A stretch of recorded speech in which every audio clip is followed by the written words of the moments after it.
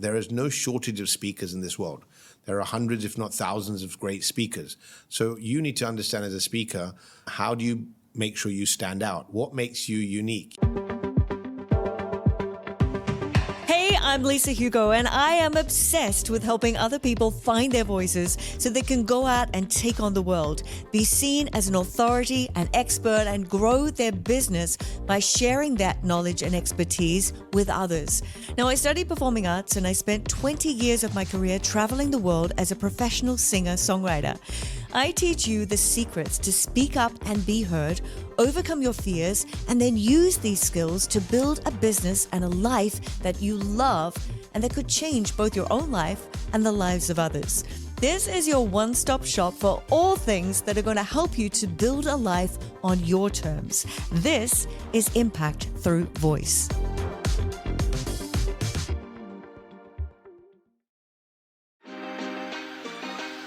Well, welcome back to the Impact Through Voice podcast. I'm your host, Lisa Hugo, and I'm very excited about today's guest because I know he's going to have a ton of value to share with you, especially if you're an aspiring speaker or an aspiring entrepreneur who wants to get a message out to the world.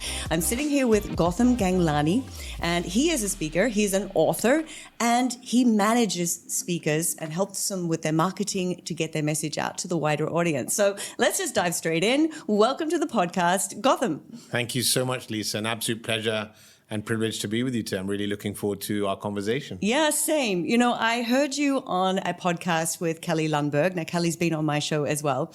And the whole conversation I thought was just so relevant to my audience that I had to invite you onto the show. So thank you so much for accepting the invitation. My pleasure, Lisa. An absolute pleasure. Thank you. Great. So I want to dive in first with what makes a great speaker?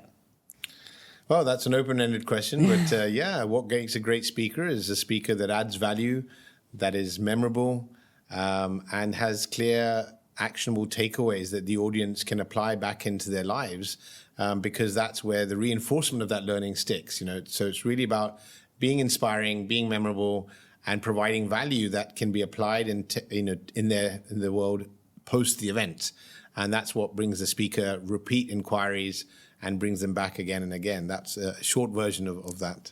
How did you get into this industry? Well, our company, Right Selection, is a 30-year-old family legacy. It's a father and son family business.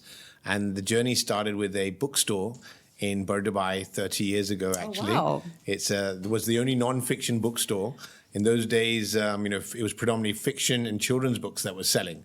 So to have a non-fiction bookstore in those days, it made it into the front news of the Gulf News tabloid, self-help bookstore now in Dubai. You know, we had the books which really help personal and professional transformation. So your Deepak Chopra, Wayne Dyer, Jack Canfield, John Gray, Deepak Chopra, to the business authors of, Marshall Goldsmith, Stephen Covey, Robin Sharma, to name a few. So the business really started with the bookstore, and we helped companies build a library of these non-fiction books because they want to create a culture of learning and encourage people to read. So that was really the first 10 years of the business. Interesting.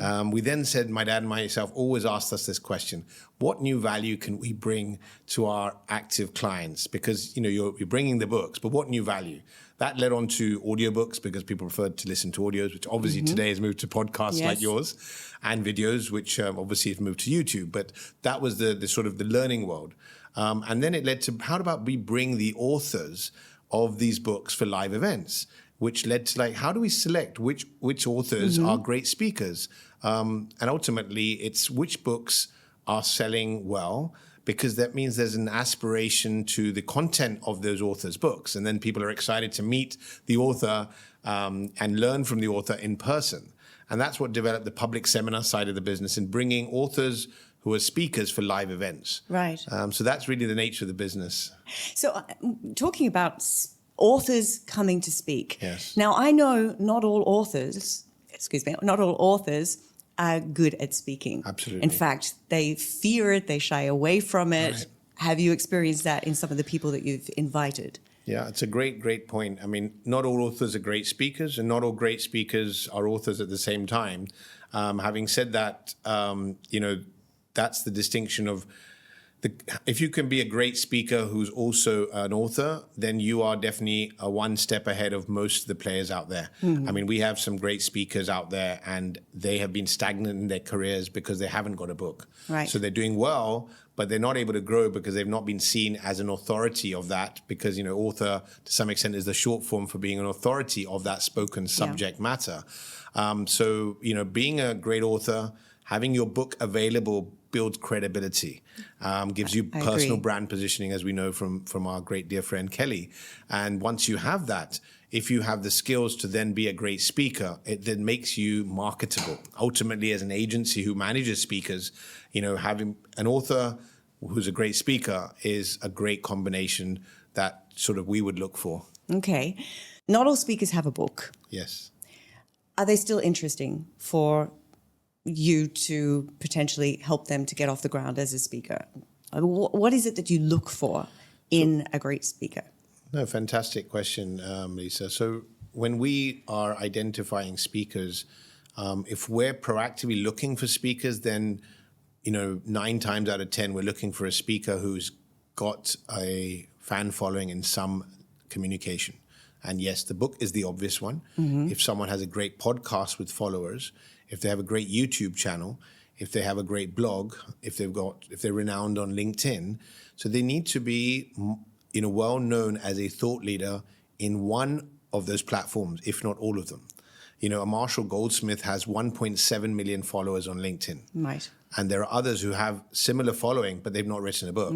But because of their LinkedIn following, they are a brand. They are regarded as a thought leader, a micro celebrity of sort, which makes it easy for them to stand out. There is no shortage of speakers in this world. There are hundreds, if not thousands, of great speakers. So you need to understand as a speaker, how do you make sure you stand out? What makes you unique, your USP? Yes. So it's got to be one of those platforms for us to reach out. Having said that, if we receive inquiries from our clients, they say they want an industry expert who can speak on this topic, then again, it's the credibility of that speaker who is known for a specific topic. He may not be famously known internationally, Right. but he's credible enough on a particular topic.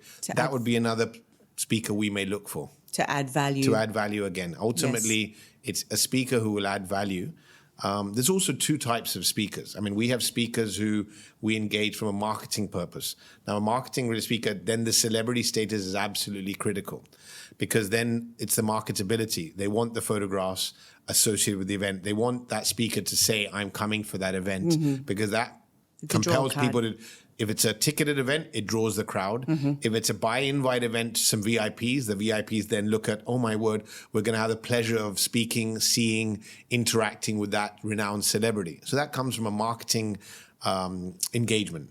If it's a learning engagement, then it's the content that's important. The celebrity status is a bonus. Yes. So really, you've got to understand, okay, what is my USP? Am I a speaker who's really famous? Then am I speaking because I am famous and I've got an influence online and offline? If I'm a content speaker, then am I a content speaker who's really well known as an authority in a specific area? And can I build my brand in one of the many verticals that I mentioned earlier? And if I can, that's just going to make me more marketable. Ultimately, we're looking for a speaker who's marketable, who can add value. Interesting. I like that.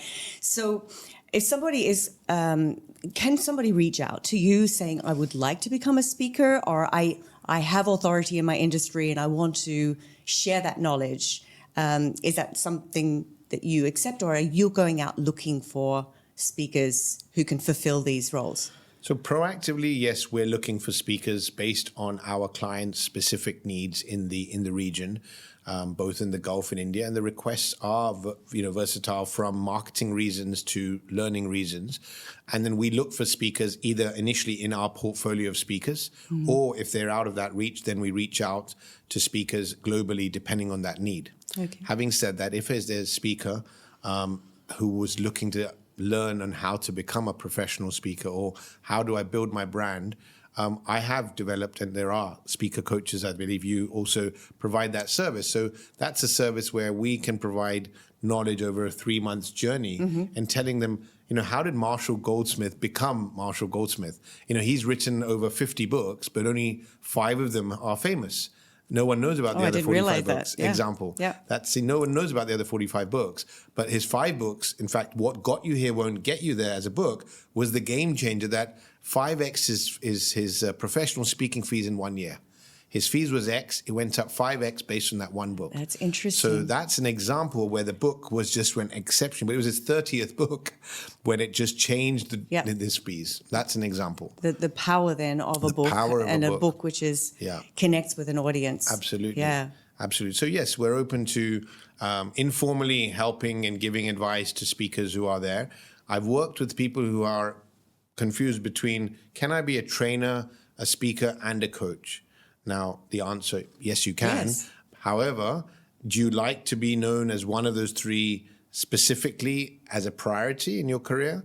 Is there a reason you want to have all 3? And when I've had those conversations with some people, they realize we really want to be a speaker, and coaching is something we enjoy doing. So we want a blend of both. And then you can use the speaking career path to incentivize your coaching journey as well. Exactly. Because you're then on stage to large audiences, and then you have a coaching business, which I look at training as something distinctly different, because training generally are 1 day, 2 day, or 6-month journeys, whereas coaching generally 1-to-1 or small groups over time, and speaking. So there are 3 distinctly different, but there are people out there who have the strength to do all 3, or some who are in a dilemma. Which one do I do? I'm a bit confused, and I feel I'm spreading myself too thin. Yeah, but I think it comes down a lot to the why. Yes. Why do you want to be Absolutely. a speaker? And is it because you love to be on the stage, you're an extroverted personality, you're a natural performer, or is it because you want to educate, you want to give back, you want to share your knowledge, or is it some other reason you like the idea of being a speaker and having the freedom and to get out, meet people and travel? Fantastic. No, absolutely. There's always different reasons, and really in coaching as a speaker coach or in form of questioning is really understanding, why do you want to be a speaker? And when you sit quietly and answer that itself will give you the clarity. Okay, how do I reverse engineer that purpose to actually, becoming a speaker? I have one specific person who wanted to be a speaker because he wanted to give back to the young leaders of tomorrow. So he said, I've got a 40-year career as a business leader. Yep. My purpose commercially is not, I'm not driven by that. I'm driven by contributing to the future leaders of the country. So that's his or her purpose in that case. So someone else was saying, I want to be a speaker to build my coaching business, because in the coaching business, it's sort of low profile. You don't know coaches unless you know them through word of mouth. But if I'm a speaker, I'm getting out there in the market and people get to know me. And then that helps my coaching business. Yeah. So interesting you say that, because my guest who was on just previously before you is in the coaching space. And he reached out to me because he'd heard of me speaking at an event in London, and he thought I could add value to his event next month. So it definitely does work that way, that having the speaker opportunities then helps you to grow in your reputation in your space as a coach. Absolutely. Yeah. Who would be the biggest or most exciting person that you have brought into the region? Wow, there have been some really great speakers. To pinpoint one is difficult, but if I pinpointed 3, if I may, and for different reasons, one of my all-time favorite was bringing Jack Canfield to the region. Jack Canfield is the co-author of Chicken Soup for the Soul. Yes. So we hosted him for his first visit, and it was at Ducktack at the theatre. At the Mall of the Emirates. At the Mall of the Emirates. Yes. And it was 543 seats, and we actually had oversubscribed that event. And it was a full house, and it was really exciting. We partnered with Tim Hortons at that time. And you went into any Tim Hortons, the trays with Jack Canfield coming, Chicken Soup for the Soul coming. So it was a lot of buzz, because he'd never been to Dubai. His books have been selling, they're timeless, and they've been selling for many, many years. And that was really special for us, and because he's really inspired a lot of people. And so hosting him was really special, and he was just a really wonderful human being. We toured with him throughout the Gulf and India 15 or 20 times. And we did the short events, and then he did a 1 day, and ultimately he had a 4-day retreat as well. So there are people who wanted a really deeper experience. So he was definitely one. Another of my all-time favorite, who's our longest-standing speaker partner, is Ron Kaufman. Okay. He's written a book called Uplifting Service. And what I loved about him and in the space of communication was really he had phenomenal stories.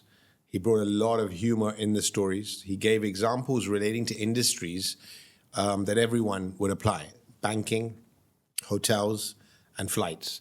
Everyone has stories and experiences of banking, hotel, and flights. Yes. So he used stories that had a universal interest. They were not abstract. They were not, you didn't have to imagine them because you could relate to those three industries. And he had some really good stories, good and in different experiences. And he articulated them with clarity, with energy, and humor. So they were memorable. So to me, people just loved him for his personality. And the content was simple, but yet profound. Yes, yeah. Well, stories make things sticky. They make things memorable. And if you can tell a story in a way that captivates your audience and the audience can relate to it, then, yeah, you're on a winner there. Yeah, and the third speaker would be Marshall Goldsmith. Okay. And we worked with him for the last 10 years. And what I love about him as a speaker, as successful as he is as humble as he is. And to me, when you build your brand as a speaker and you are sought after, without mentioning names, you can be easy to work with or difficult to work with. Yes. And what I really love and respect about him is he's one of the easiest and pleasurable people to work with. So, we went all out for him in every way possible, beyond speaking. So when he would come down for an event, he would allow us the privilege of hosting a dinner with our best clients for arranging interviews. So what happens is then the speaker flies in. He does the event, but he creates additional intangible value before he or she leaves back, allows the person who's marketing and representing them to have even more conversations to invite them back again and again. So we've hosted Marshall Goldsmith, 10 to 15 events a year in the Gulf and India for more than 10 years. Wow. And that was because of his personality, his nature, and the value he added beyond the professional commitment of that event. And that's priceless. That's actually valuable for people to hear. That's important. Yeah, it is. How you show up and your own personality and how you handle other people, relationships, connections is so important. Yeah. And that makes you memorable too. Absolutely. I remember one story when Jack Canfield, we were in India. There was an event. There was about 700 people, and it was in the evening from 6 to 9 p.m. He stayed 2 hours to give everyone who wanted a photograph with him. And that was something that he did not have to do. Yeah. And he said to me, I said, wow, Jack, I'm really thankful because all these people are so happy. And he said, well, I don't know when I'm next coming to Mumbai. These people have spent time and money to be here. And I am who I am because they have bought my book and they've contributed to my success. The least I can do is to give them a photograph. And where are they going to share the photograph? Online. Yeah. Which further amplifies my relationship and my visibility. So that's another example where we've had speakers who leave the stage and they've left. Yes. And then, there's a vacuum because people have left feeling wanting more but not having had that photograph. Yeah. You're a speaker yourself? I would say I'm not. I've been on stage a number of times and sort of informally done an MC role. I have done a few keynotes around my book, Breaking Bread. So not something I do regularly, but I'm very comfortable on stage and I do enjoy it, but not something I've done consistently. Okay. I have done coaching in what I coach is solopreneurs who are, what I find is solopreneurs are even more lonely. They've sort of got hobbies and passions and they want to convert into business. So I have coached 10 to 15 solopreneurs. That's something I enjoy doing because I feel it's my way of giving back to people who are starting out or have got a hobby and they want to learn how to make it into business and share my wealth and experience. So that's something I do on a personal passion basis. I mean, you've recently written a book, which I just happened to have. I walked in here and there's your book sitting on the side table there. So I thought, I've got to show this on the podcast. Tell us about the book, Breaking Bread. Breaking Bread, yeah. So, I mean, for many years, my family and friends said, Gautam, when are you writing your book? And I was like, they said, you work with authors, you've worked with speakers, we'd love to see your message. And I was like, what would I write about, And I was actually invited to speak at a speakers conference in Goa a few years back. And at that conference, they said, Gautam, we'd like you to speak about how to build meaningful relationships, because we see you've spent time with CEOs, you've spent time with famous speakers, with sports personalities, and we've also seen you with family and kids. So we see you're versatile across all ages and across all seniorities. So I said, sure, I'll come along. And they said, because a lot of our speakers, not all of them are extroverts. In fact, quite a few speakers are introverts. And that's another topic on its own. And they're like, they're great on stage. Off stage, they actually are happier alone.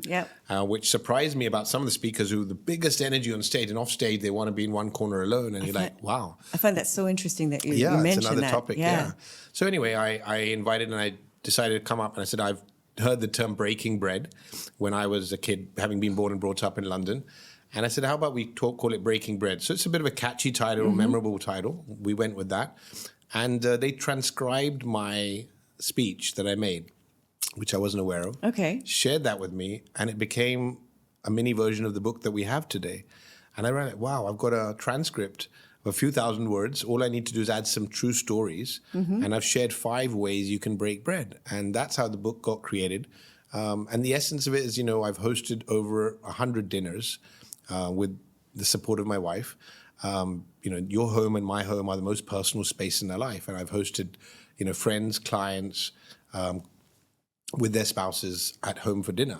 And when they have a home-cooked meal, there's an energy exchange when you have food itself. Across cultures, you have multicultural people coming home to enjoy a home-cooked, let's say, Indian dinner. And there's a connection, there's a bond, there's a rapport, there's a trust. And so to me, I share in the book that wherever and however you communicate, whether it's over a meal, whether it's on social media, over WhatsApp, over email, in person, at networking events, when you communicate, how do you communicate? Do you communicate transactionally? Do you communicate emotionally, with collaboration and abundance, and with a giving nature? And that's what breaking bread is to connect with emotion. So your communication is memorable and adds value, and you leave the person with a really good impression. Yeah, I love that. It's interesting, this word breaking bread, I didn't really know it. Okay. But I heard on the radio, I think it was only last week, they were talking about there is a movement in Dubai at the moment, where you could go to people's houses there, and they call it breaking bread, and it's something stems from the UK, I believe, and they've introduced it here as well, where you go and you have dinner with people you don't even know. Fantastic. And you share connection and communication.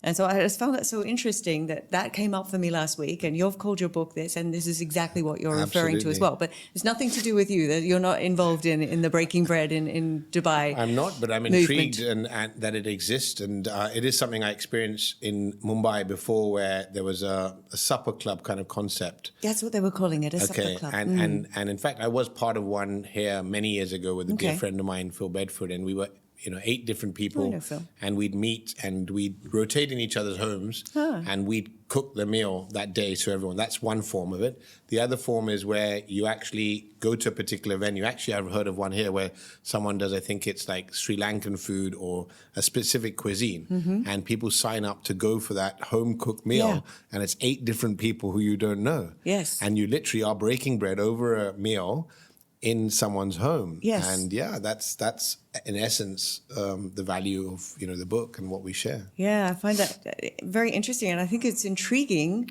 and I'm curious maybe to give it a try sometime. Absolutely. Yeah. Absolutely. We were talking about something earlier that I thought was really interesting, which is why I like to keep those cameras going at the very beginning of a conversation, because sometimes, because it's so natural, it just all starts to come out. And then you say, now we have to try and repeat that again later on. And it doesn't always work that way, the way you wanted it to.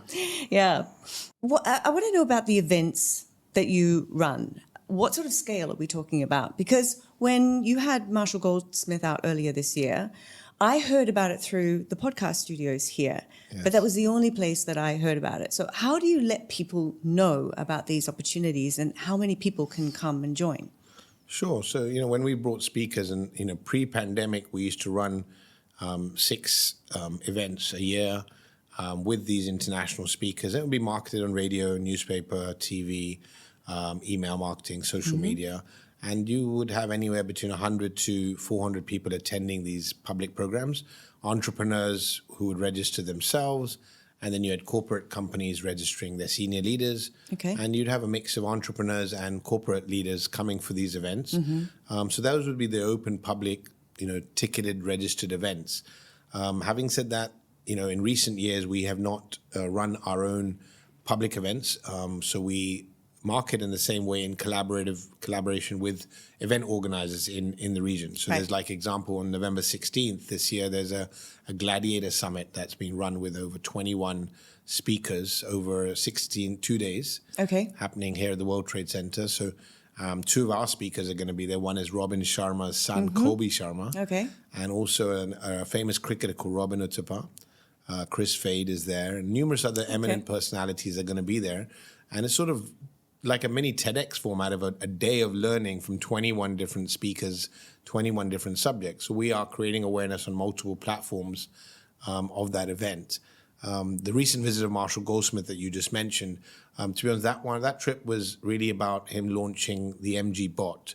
So what he did is we launched a bot at the Podsters, and we just had about 50 people coming, and that's really about Marshall leaving his legacy. As he said, that what happens beyond his lifetime as a speaker. He's now in his mid-70s. He's been speaking for 50 years, so he's created a bot which basically becomes your coach in his voice, in his avatar. Oh, that's interesting. So Marshall Goldsmith, .ai, and you will have a chance to ask a question, and it will be replied to you with his voice. I'll have to check that out. That sounds really interesting. We'll put the link in the show notes for anybody else that can go and check that out. Great. So when we were talking about what makes a great speaker, yes, what makes a great speech? Fantastic question. I mean, firstly, as a speaker, one needs to understand, is it a keynote of 30 minutes, 60 minutes? So understanding the time you have, because the time you have with the audience is also important to understand how you craft the message you share. Of course. What you will do for 30 minutes and what you do for 60 and what you do for 3 hours are completely different in terms of the style and the format. But let's look at a keynote as that's commonly known, between 30 to 60 minutes. It's a short amount of time, and you want to add tremendous value. When you have a half day or a full day, you have a lot more time, and they're more interactive. You have pauses, you have breaks, you have discussions at tables. It's the different format. This way, it's predominantly yourself. So what's most important with a speaker who's delivering a keynote message, firstly, is the first 5 minutes is your opening. And obviously, you have a message in the middle and your last 5 minutes. These are 3 ways that I look at it. So the opening 5 minutes is what can you do to get everyone's attention? Yes. Now, we've had simple things by asking a question and then raising your hand, so you get everyone to raise their hand. So supposedly the moment you're on stage, the audience could be on their phone, could be talking to a neighbor, various things. So how do you make sure you center everyone immediately is really key. And asking a question is one example. Another way is just starting and just standing there, like pausing for 30 seconds. And it's like, it may feel a bit awkward, but you got everyone's attention because there's a sudden silence on the stage. And you got everyone's attention, and then you open up. Start perhaps with a story. A story is always great because people love a good story. Yes, I agree. And the story obviously underlying would have a message which correlates to the theme of the event. So let's just say the theme is resilience, or the theme is, leadership to some extent, or future of leadership. You want to have a story in the beginning. You get everyone's attention. So they're listening to you, they're following the story, and it has a good message within it, which complements the content. I also think it brings curiosity, because the story may not immediately feel like it's relatable to what the topic was going to be about. But when they can link that story back by understanding the underlying messages within that story and then link it back to the main message, then people go, and then they've got them on side. Absolutely, absolutely. And then you've got the middle part, and in that short time, one thing that I've seen, which has always worked, is saying a particular number. I've got 3 messages to share with you today. It's not mandatory, but I know it resonates because now people are looking out and listening out for 3 messages. Sometimes if you start sharing, you may lose people's attention. They're like, okay, how long is it? Where's this point? What's it? They're listening out. Now, I've got 3 messages that are going to impact your life, and you've got to note these down. So you've been telling them what to do. Like, listen out for 3 messages, and you've got to note it down. Yes. So they've heard that. Yep. Now their attention, like listen out for those 3 messages. Like you've given them the instruction, but you've given a specific number that's digestible. Yep. So that's another way to make sure you have their attention with a number and even prompting them, write down what your takeaways are. Yep. And then go and share your 3 takeaways relating to the topic. And then again, the closing is really important because that's the last memory when they have. Do you leave them stunned with another story, like emotional story that gets them, energized, an emotional story that connects with them, their feelings and thinking about the topic. So really that's a case study which reinforces it, some facts, some numbers, Yep. a story, a case study, some validation of what you've just shared. Yep. So that's really important. It's as I've simplified it, but really, ultimately, an opening to get everyone's attention, a middle content with an attention span, example of educational content, and then a closing so that you leave them wanting more and their curiosity, as you said as well. Exactly. I teach actually 4 steps. Okay. And I call it the EI formula. So we need to engage them. Yes. And then inform. Yes. And then educate. Yes. And then inspire. Fantastic. So it just, it's basically the same. We're just adding in that one extra inform. Well, today you're going to learn after you've told your story or given them that question, that provoking question. Yeah. And really got to understand, your audience. We've had speakers who've come from other parts of the world to India or Dubai and or the region in general. And, understand if it's a multicultural audience, you may at times need to go a little slower. Some of the speakers speak very fast. So you want to make sure you understand and know your audience. So the tonality, the energy on the stage, because especially the larger the audience, the more important energy is. Yes. Energy can make or break your speech. Yes. Whether it's 10 people, obviously your tonality and energy may be different, but assuming it's a keynote, it's generally 100 or more people.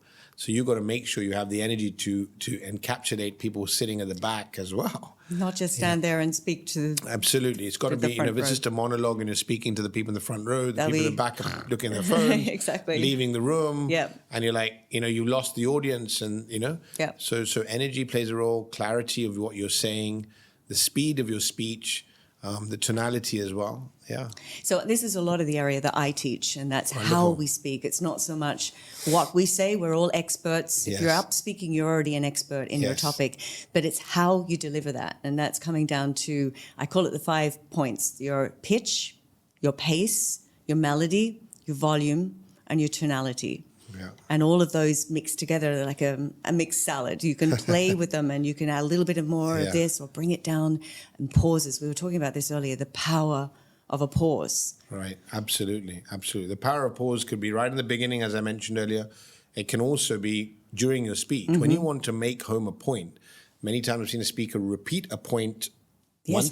Repetition to reinforce it. Because if you're saying it a second time, they're like, oh my God, this must be really important that he's repeated that. Yep. And when you pause after it, you've allowed them to absorb that. Because whilst they're listening to a speaker, as they're hearing one point, you're speaking on the next one. Now, if you need to drive home a point, you just pause for those few seconds, and then that particular point sinks in and drives home a message. So these are small, I don't call them necessarily hacks, but these are small styles of delivery that really engages, inspires, as you said, and captures the essence of the message you're trying to share with the audience. Yeah.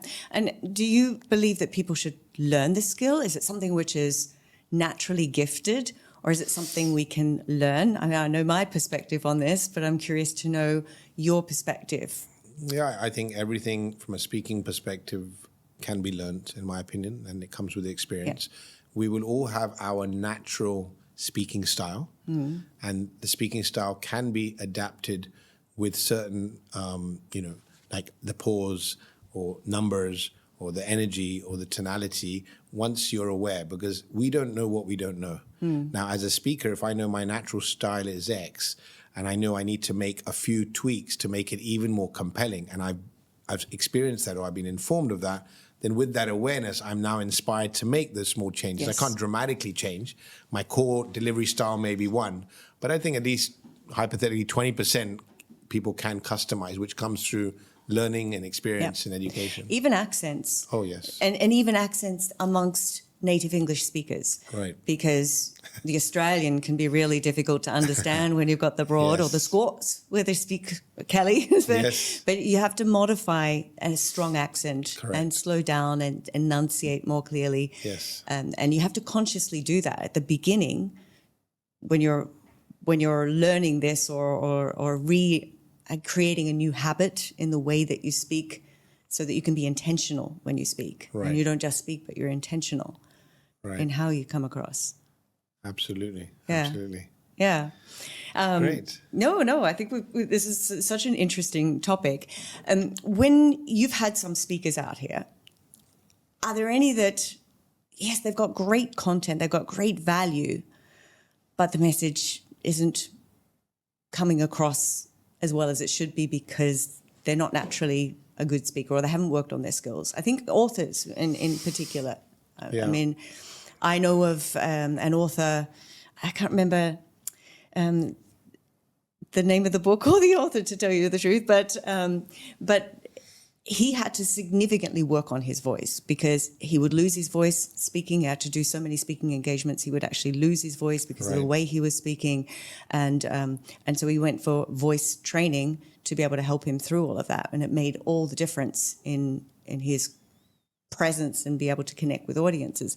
Have you experienced, obviously we're all different, as you said, but. Yeah, no, I mean, I will, obviously mention, for example, recently we had a really good coach who is also an author of a book, and we brought him for a conference because his book was popular and he was well known as a coach, and they were looking for a speaker on that topic. It was a half-an-hour keynote. Now, to me, his content was great, but the delivery style lacked energy. It lacked a story, and the opening and closing felt like disconnect, and the audience would have lost interest in that, and therefore it has not helped his the event after the event in terms of you getting inquiries or in terms of you getting. So it just suddenly fell flat. And when he has had a call with me and asked me, said, "How was the experience?" And I said, "Well, I'm going to share feed forward with you," as Marshall calls it, but really, the content, I would like to acknowledge that the content was actually really good. The slides were great. They were visually appealing. But the delivery style, I saw a lot of people on their phones, which means you did not engage their attention, and you did not, the energy or the tonality and the storytelling, that really was, missing. So it was honest feedback. Yeah, I shared that with him. So he realized that if he wants to continue that, he will really have to work on his speaking. And if he's uncomfortable upping his game as a speaker, which is possible, we can't, as you said, can't be forced to do it. But he realized now, I'm not going to be invited back. If I change my speaking style, if I can and I'm interested, then I will prioritize that. Right. Or he will find another journey. Like if he says he can't, if a speaker came to me and said, "That's not my core, but we're working together with him as a coach," I'll say, run small masterclasses. Yeah. Because that same content delivered to 20 people would work, and that will still get him, if he's speaking to improve his coaching career. He's not speaking to become the world's greatest speaker or to build his speaking profession. Right. Therefore, he better to speak to an audience size that will align to his energy and tonality, as opposed to 200 people in the room and you're disengaging. Yeah. How does somebody who's just starting out get visibility as a speaker? Yeah, another good one as well. We have a lot of speakers. In fact, some are really well known as well in other parts of the world, but they're not known in Dubai. So when speakers approach us, the one way, whether it's in this market or in their local market, and they're looking to say, how do I build my exposure, credibility, build my experience from that. And really there are a lot of associations in every part of the world, from a Rotary to business councils to associations, and they are always looking for guest speakers. So they'd be very open and receptive. Obviously there's no commercials involved. They'll be open and receptive to inviting you as a guest speaker, and that gives you the practice. Obviously, you've got to be competent, yes, but you don't necessarily need to be world class because there's no commercials involved. And you provide those in short 20, 30-minute keynotes, and then you build up a portfolio that you've spoken at 3, 4, 5 events. You also realize, what did the audience enjoy most? Did they laugh? Was the story engaging and inspiring? And that is like a coach. A coach does many hours of coaching at no fee to build their credits and their experience. So before they're charging, they've had a good experience, they've had testimonials, they've had credibility before they become a certified coach and get paid to be a coach. So the same way in speaking, look for an opportunity to speak at universities. There's an business schools. Yeah. So there's no shortage of places to speak, and you can connect with people on LinkedIn, over email, or through referrals, and speak at these audiences and build your sort of credibility. Yeah, exactly. And then eventually you need a showreel or... The showreel is really, really important. I mean, to me, when we offer speakers, the showreel is absolutely critical. I mean, you could have a great profile. People say you've got a good book, perhaps, you've got a great profile, you're being recommended. But again, the video, we want to see how you speak. What's your clarity, your tonality, your energy, engagement. your engagement, your accent, all these things. Will this work with our audience? Yes. It doesn't mean you're a good or a bad speaker, but we need to think that we know our audience. Yeah. And the speaker's showreel is most times than not the deciding factor. Obviously, once you've got the budget in place, the topic and the credibility, the showreel is the deciding factor. I like the speaking arena. It's very connected to the acting, singing, performing arena. And the things that you're talking about. Yes. If you want to go out, my background is as a singer. If you want to go out and get booked as a singer, you need to have a showreel. And that showreel will obviously do what it does, showcase what you're capable of and get you those gigs booked. Yeah. Same as an actor. And it's the same as a speaker. But I think speakers, they don't like to consider themselves as being in an acting or a performing world. But really, they are. Absolutely. It's performing. Yeah. Marshall Goldsmith always says, it's showtime. It's showtime. I mean, love he literally says it. When you go to a play or a concert, if that person is unwell or had a bad day or has had an argument at home or whatever's going on in their lives, they need to show up on stage as that personality and enact that role and block that out. The same thing with a speaker.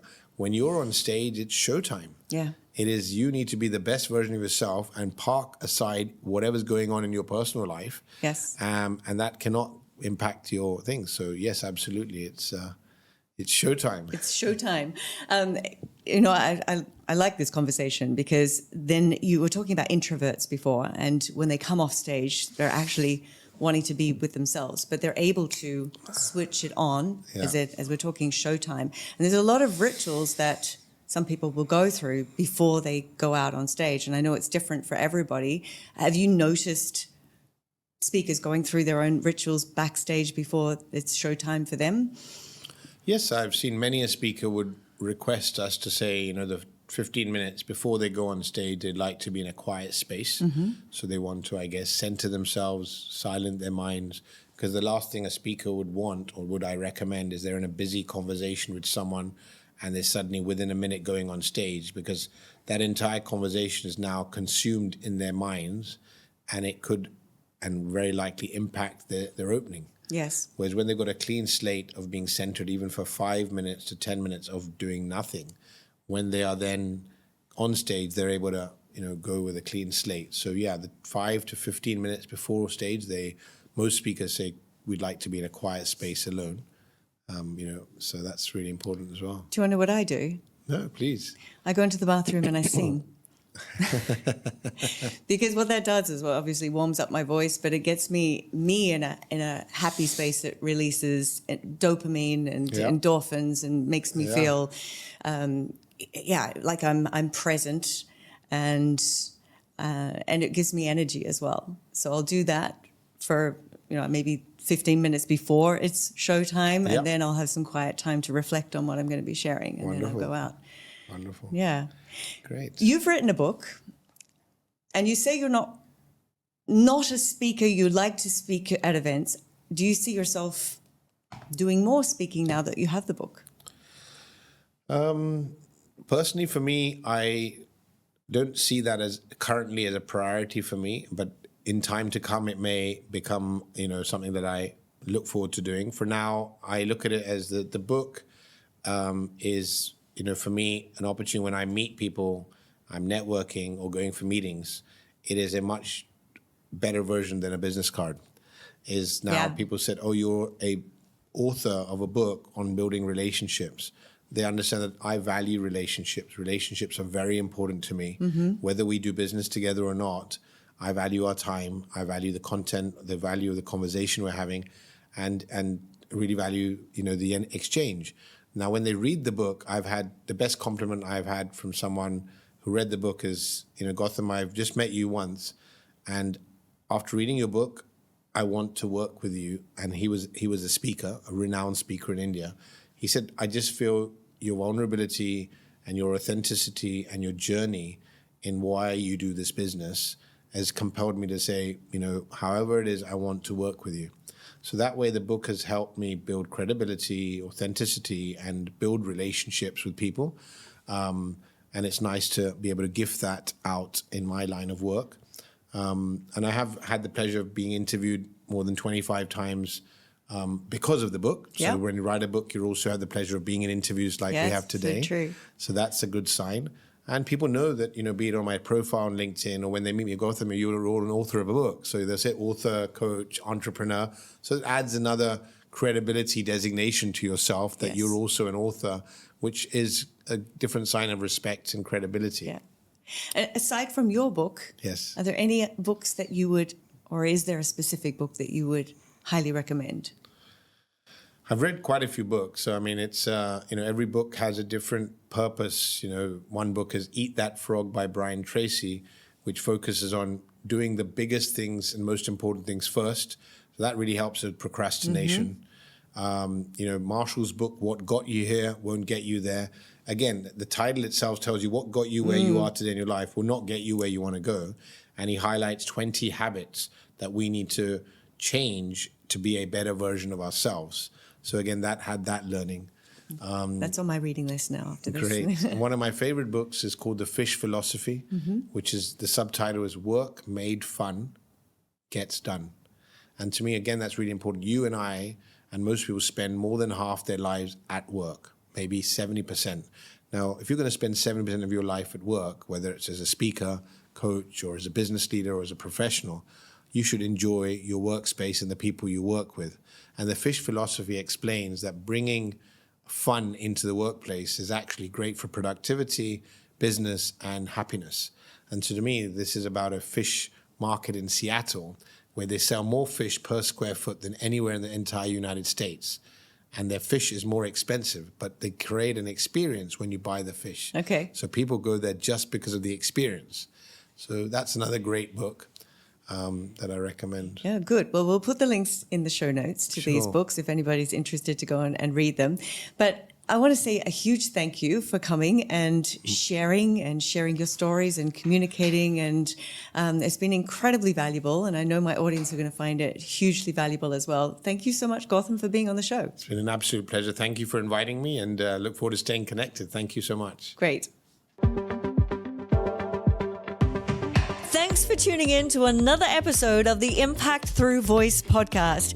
Now, if you've reached the end of this episode, then it means you're enjoying the podcast. So I have a quick favor to ask. If you haven't yet subscribed, please go and do it now, and even leave us a review, because it really does help us so much to reach more people and impact more people. And I would be very, very grateful.